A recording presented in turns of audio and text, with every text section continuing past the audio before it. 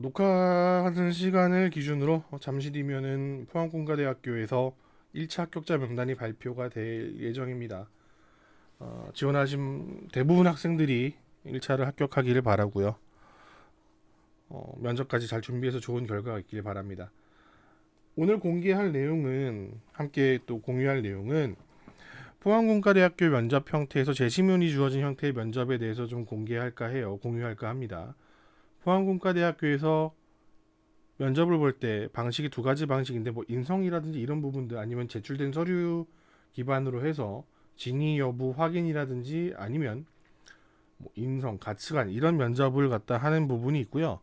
제시문이 주어져서 이 제시문을 갖다 읽고 논리적으로 얼마만큼 창의적으로 답변을 도출해내는가 하는 형태의 면접이 있어요. 즉 후자에 대한 부분을 오늘 해보려고 합니다. 총 4문제 정도 4개의 제시문을 여러분과 함께 공유할 예정이고요. 기존의 학원 수업에서 들었던 친구들은 복습한다는 생각으로 보시면 되고 처음 보시는 분들은 유튜브를 통해서 처음 접하시는 분들은 먼저 제시문을 갖다가 읽어보고 잠시 멈추고 난 다음에 본인 답변들을 만들어 보고 접근 방법과 풀이 방법을 들으면서 본인이 만들었던 답변과 한번 비교를 해보도록 하시는 게 좋을 겁니다. 그렇게 활용하셔서 많이 연습하시고 꼭 좋은 결과가 있길 바랍니다. 문제 한번 보도록 하죠. 왼쪽에 이제 문제를 달아놨는데 너무 이제 글씨 작죠. 그리고 여기 약간 오타들도 있어요. 실제 수업에서 오타가 좀 몇 개 있어서 좀 당황스럽긴 했는데 올해 11월 6일에 수업에서 활용했던 첫 번째 제시문이고요. 제대로 이제 크게 오타 부분도 수정한 부분을 예, 뒤에 페이지에 넣어놨으니까 한번 보고 준비해 보도록 하죠. 자, 철수는 타이페이 102 빌딩의 최고층에서 영희와 오후 3시에 만나기로 약속하였다. 철수는 예정보다 30분 일찍 도착하였다. 마침 영희의 전화가 오게 되었고 영희는 지진이 발생하여 언제쯤 도착할 수 있을지 모른다고 말하였다. 도로 사정도 좋지 않아 만약 자신이 약속 시간보다 30분 넘게 도착하지 않으면 다음에 만나자고 말을 하였다. 통화를 하던 중 알 수 없는 원인으로 전화가 끊기게 되었고 위성기지국의 이상으로 모든 사람의 핸드폰 통신이 교란 상태에 들어가게 되었다. 철수는 3시 30분을 어떻게 할 수 있을까? 조건이 7가지가 있죠. 첫 번째 조건은 지진으로 인하여 모든 엘리베이터의 가동을 멈추었고요. 두 번째는 타이페이 101의 붕괴를 막기 위해 옥상에 설치된 쇠구슬은 진자 운동을 한다. 세 번째, 모든 전자장비의 사용이 불가능하고요. 네 번째, 건물에 있는 사람 모두 손목 시계 등의 아날로그 시계를 갖고 있지는 않습니다. 다섯 번째, 철수가 있는 층에 모두 유리벽으로 만들어져 있고요. 여섯 번째, 영희와 통화가 끊어진 시간은 2시 31분 20초이다. 일곱 번째 조건, 바깥 날씨는 매우 쾌청한 날씨이고 구름은 관찰되지 않는다. 자, 다음과 같은 조건이 주어졌고 이 제시문 상황에서 3시 30분을 알아내는 게 문제가 됩니다. 자, 처음 접하신 분들은 지금 멈추도록 하시고 처음 접하지 않은 학생들은 자신이 만들었던 부분에서 복습을 갖다 하기 위해서 실제 접근 방법에 대해서 보도록 하죠. 자, 현 시점을 생각해 보도록 하죠. 철수는 이미 도착을 했습니다. 즉, 만나는 장소에 도착을 했다는 얘기는 이미 최고층에 도착을 했다는 이야기입니다.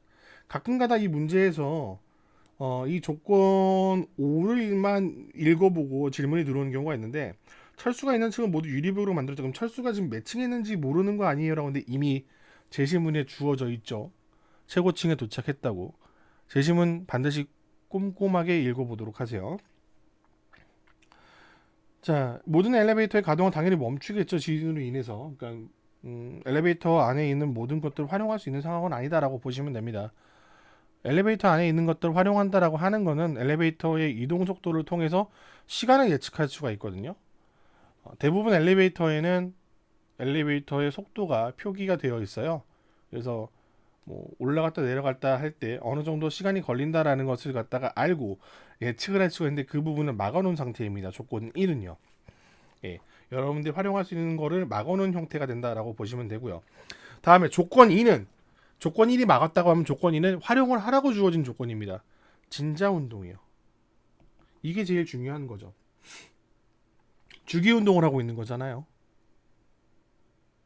즉 같은 시간을 두고 계속해서 왔다 갔다 하고 있다라는 거죠.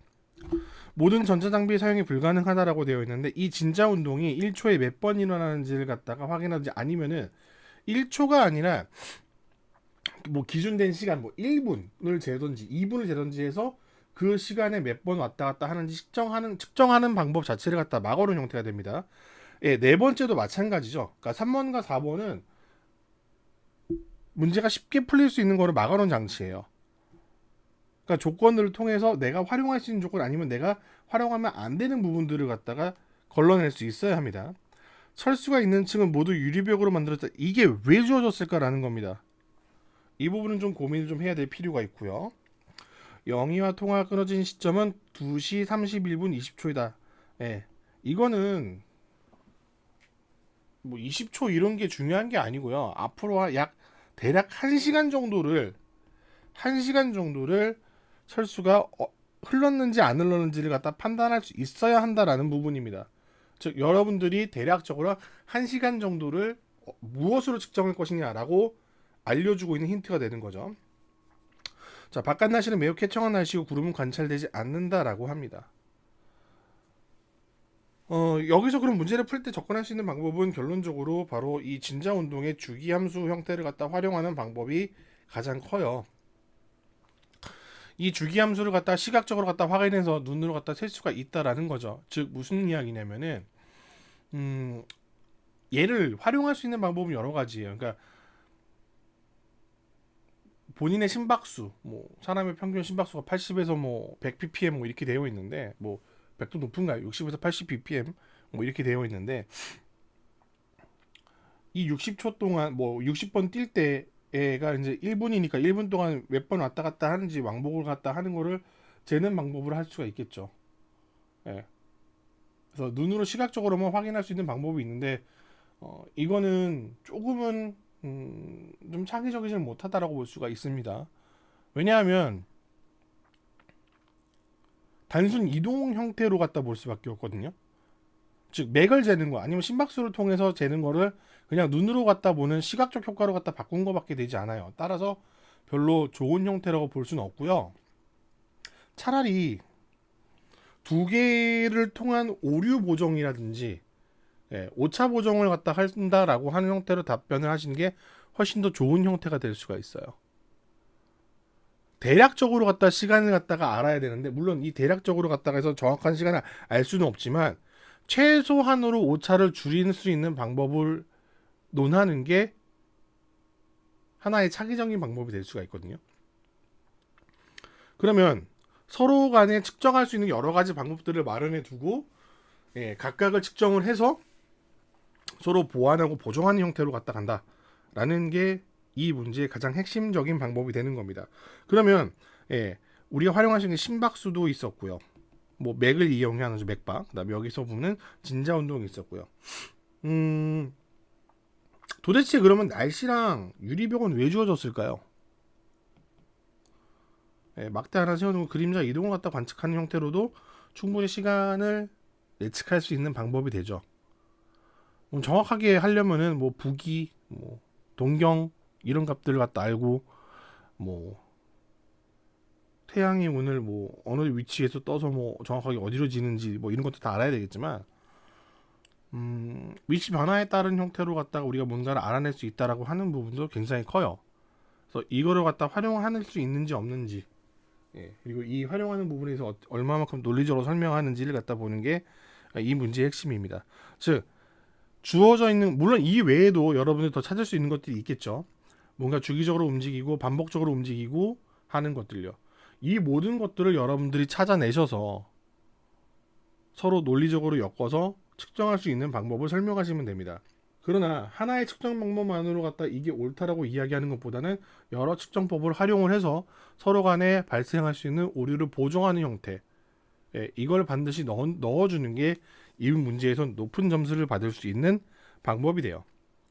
대략적으로 1시간인데 이 1시간을 어떻게 측정하느냐가 중요하기보다는 각각의 측정 방법을 논리적으로 설명할 수 있어야 되는 게 첫 번째. 그다음에 두 번째 서로 간의 방법을 통해서 오류를 보정할 수 있는 게 두 번째. 이 두 가지가 같이 있으면 높은 점수를 얻을 수 있는 형태의 문제가 됩니다. 자, 첫 번째 제시문에 대한 형태는 이렇게 되고요.